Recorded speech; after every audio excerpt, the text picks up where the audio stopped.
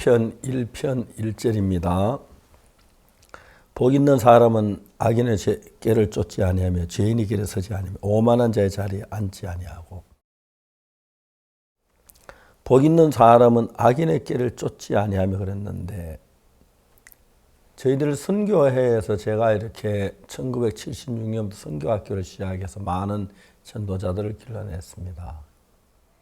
그런데 이제 우리가 하나님을 의지하는 방법을 대신할 수 있는 방법이 꾀를 쓰는 법인데, 전도자들 가운데 순수하게 하나님을 의지하는 사람, 처음엔 어렵긴 해도 그 고비를 넘기면서 너무 복된 삶을 살고 있는 걸 볼 수가 있습니다. 근데 꾀를 처음부터 부리기 시작한 사람들은 늘 그 수단이나 방법에 꾀를 쓰기 때문에 하나님을 믿을 만한 믿음을 갖는 것이 굉장히 어렵습니다. 처음에는 꾀를 좀 썼다고 해서 우리가 거짓말도 할 수 있고 꾀를 쓸 수도 있는 별거 아닌 것 같이 보이는지 모르지만은, 내가 믿음으로 실제로 부딪히지 아니하고 인간적인 방법으로 꾀를 써가지고 믿음인 척하는 경우, 그건 처음에 한두 번 그럴 수 있다고 해서 별거 아닌 것처럼 생각하는데, 한 번 그런 방향으로 들어가면 순수하게 내가 하나님을 향한 믿음을 갖는 건 늘 수단과 방법을 들어가기 때문에, 처음에 이제 영적으로 모르는 사람들은 내 꾀를 쓴 것하고 믿음을 쓴 차이를 별로 못 느끼는데, 결국 그런 사람들은 믿음의 길을 가지 않고 한평생 열심히 일을 하는데 하나님 나타나지 않으면 왜 믿음으로 살아가지 아니하기 때문입니다.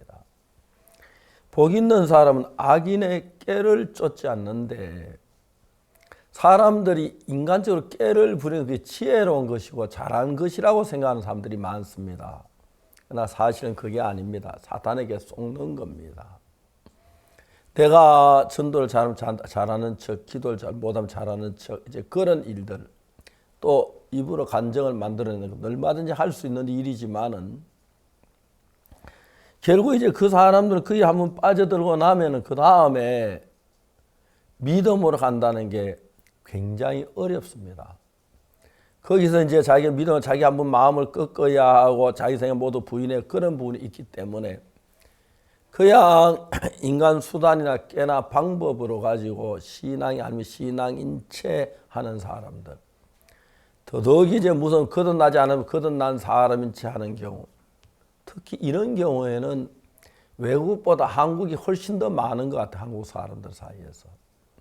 그래서 제가 이래 보면 확실한 믿음이 아닌데도 믿음인 척 꾀를 쓰고 수단을 부리는데, 복 있는 사람은 악인의 꾀를 쫓지 아니한다. 그냥 우리가 이 말 다 외우고 알고 그냥 지나가지만은, 실제로 제가 이제 목회하고 많은 전도자들 양성하다 보면 꾀를 부리는 사람하고 순수한 차이가 천지인 겁니다.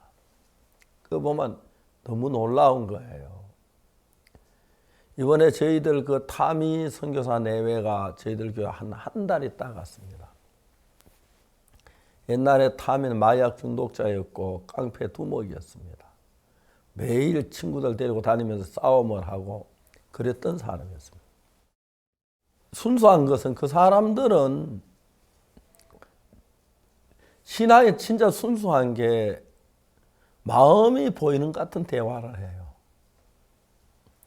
여기 와서 그 아내하고 아이들, 세 아이를 데리고 와서 한 달 넘어 있었는데, 제 세 아이들이 너무 예뻐 보였어요. 걔들도 아버지, 어머니 마음 꼭 닮아서 너무 잘 순수하고, 인간적인 수단이나 방법이나 꾀를 쓰는 거, 이제 그게 주님 쓰기보다 익숙하면 믿음 없는 사람에게 내가 주님 앞에 기도하면 응답이 안 될 것 같고, 난 해도 역사 안 일어날 거, 그런 이제 마음이 일어나면서 그때부터 인간적인 방법, 수단과 꾀를 써서 어떻게 일을 모면해 나가려고 하는데, 그쪽으로 한번 발을 들여놓은 사람들은 언제 내가 바로 잡으면 되지, 그러니까 꼭 마약 환자들, 나 언제든 마약 끊을 수 있을까지 원하면.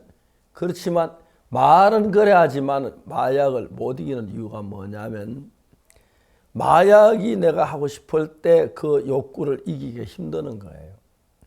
그때 이제 더 마약보다 더 재미있고 더 마음을 끌 수 있는 것이 나를 끌어가지 않으면 그게 어려운 것인데, 내가 어떤 깨를 써서 일을 했던 사람들 결국 하나님이 아닌 깨가 이제 자기 주인이 되고 자기가 하나님이 되기 때문에 어려운 거죠.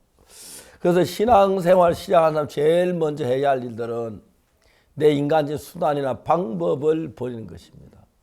전 다행히도 1962년도 제가 제3을 받을 때 내가 인간의 수단과 방법을 했던 모든 것이 실패고 안 된 걸 알면서 내가 그렇게 하면 내 생각 따라 망하고 인간 방법도 망한다 정확히 알았습니다. 수단을 부리지 않고 인간의 방법을 쓰지 않고 고지식하게 하나님 믿어 나갔을 때 처음부터 고지가 어렵고 안 되는 것 같았지만 하나님 놀랍게 일하며 경험하면서 은혜를 입을 수가 있었습니다. 복 있는 사람은 악인의 깨를 쫓지 아니한다. 죄인의 길에 서지도 아니하고 오만한 자의 자리도 앉지 아니하고. 그래 복 있는 악인의 깨를 쫓지 아니하고 죄인의 길에 서지 아니하고 오만한 자의 자리에 앉지 아니하고. 그냥 어떤 사람은 이 세 가지 가운데서 악인의 깨를 쫓는 사람들, 오만한 자의 자리에 앉는 사람들, 그리고 그 다음에 죄인의 길에 선 사람들, 이 세 가지가 우리 믿음하는 넘어뜨릴 큰 함정이 되는 겁니다. 그래서 신앙은 순수해야 한다는 이야기가 정말 어떤 말이나 행동이 아니고 참 마음에서 우러나는 것이었기 때문에 우리가 순수한 마음을 가지고 주님을 만나면 주님하고 우리 교류가 너무너무 좋고 주님께서 우리 속에 살아 일하는 걸 너무 기쁘고 행복한 거죠. 신앙생활하다 처음에는 구원받은 사람이 일어나지 않는 한 사람이 구원받아 일어나면은 그렇게 기쁘고 즐거운 거예요.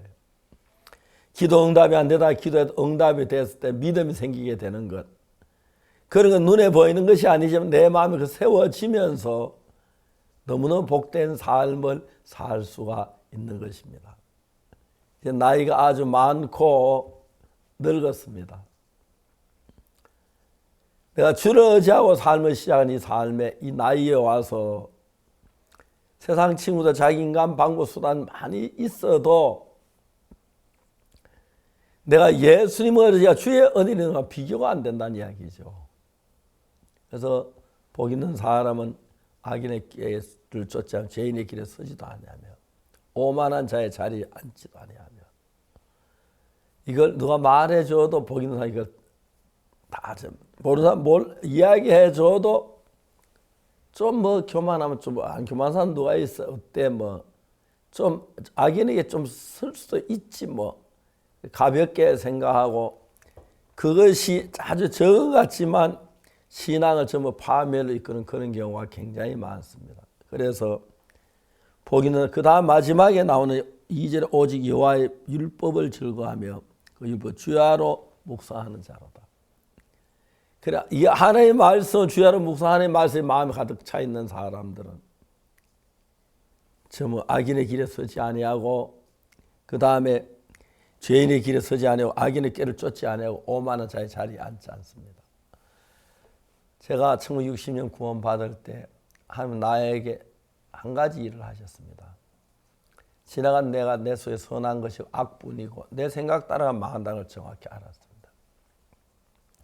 그 다음부터 내가 좀 잘하는 게 있어도 무시하고 주를 의지했고 그때마다 주님이라니 그게 너무 영광스러운데 오늘 주님이 아닌 주님 비슷한 자기의 지혜, 자기 방법까지 나간 사람들이 많은데 교만하고 오만한 겁니다. 정말 예수님을 믿고 예수님 나갈 때 참된 축복이 은혜가 올 줄 믿는 것입니다. 감사합니다.